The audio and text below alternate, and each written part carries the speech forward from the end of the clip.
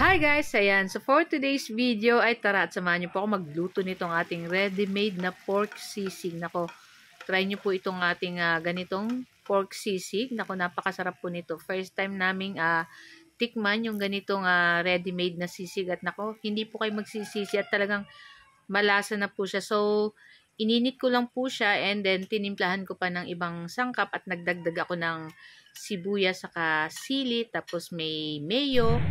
Tapos ano pa ba, naglagay din po ako ng liquid seasoning para mas masarap po yung ating ready-made na sisig. So, pwede nyo na pong hindi lagyan ng timplahan, ayan, kasi luto naman na po yung dati. Iinitin nyo na lang. Kaya lang ako guys, medyo mataas-taas yung timplada ko. Pero, nasa sa inyo naman po yan kung titimplahan nyo pa or hindi na. So, ako guys, ayan, so para syempre mas maging yummy pa, masarap na nga, lalo pa natin pasasarapin yung ating ready-made na pork sisig. So, ayan na nga guys. So, naglagay lang ko dyan sa ating kawali ng butter.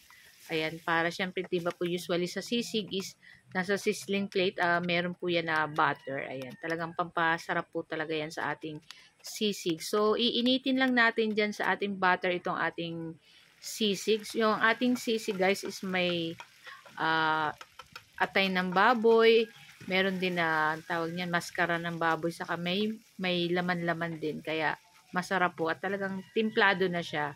So ayan, at nilagay na natin dyan yung ating 2 pirasong medium size na onion na pig, cubes ko lang ng maliit, saka ating 1 pirasong siling pang sigang na color green, at naglagay na rin po ako ng liquid seasoning. Ayan, at halu-haluin lang po natin yan. Ako guys, syempre maulan po ngayon at meron po tayong bagyo, kaya medyo mahirap magparalabas dahil maulan. So ito yung aking meron lang sa aking rep, kaya ito yung naisipan kong lutuin para sa aming lunch. Ayan, naglagay na ako guys ng mayonnaise. Ayan, para medyo manamis-namis yung ating pork sisig at medyo may alat din gawa ng ating liquid seasoning. Ayan, so talagang napakasarap po nito. So, mamaya maglalagay po tayo dyan ng itlog na 1 piraso. At ayan na nga. At ilagay na natin dyan yung ating 1 itlog. Ayan. Diba? Itsura pa lang guys. Talagang nakakagutom na. Pero talagang masarap po talaga. Kaya try nyo na rin pong bilhin yung ganun. So, nagdagdag pa ako ng liquid seasoning guys. Ayan, nabubulol na naman ako.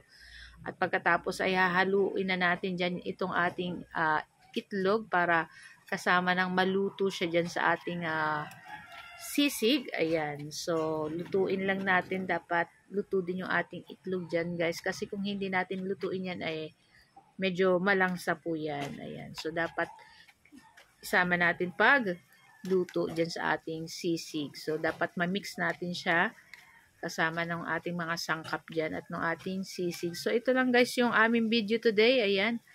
Huwag niyo po sanang kalimutan mag-like, syempre mag-comment po, at syempre pa-share na rin po ng aming video. At kung hindi pa po kayo naka-follow sa aming page, pa-like na lang po, pa-follow para palagi po kayong updated sa aming mga bagong video na i-upload. So ito lang guys, ayan.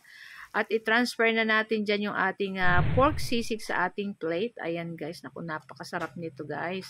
At yung isang sachet niya guys is pang 3 to 4 person na rin ang pwedeng makakain. So, medyo madami na din siya, guys. So, nilagyan pa natin ng sangkap na iba, kaya lalong dumami.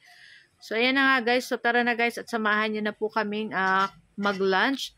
At syempre, maulan po. Ayan yung mga lalabas po dyan sa kanilang bahay. Ingat-ingat po at meron po tayong bagyo ngayon.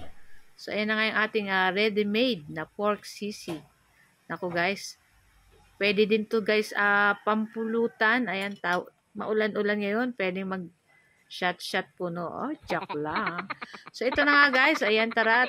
Kumuha na rin po kayo ng inyong plato at samahan nyo na rin po kaming kumain itong napakasarap na pork sisig. Ayan. So, guys, thank you for watching and see our next video again. Ciao, babu.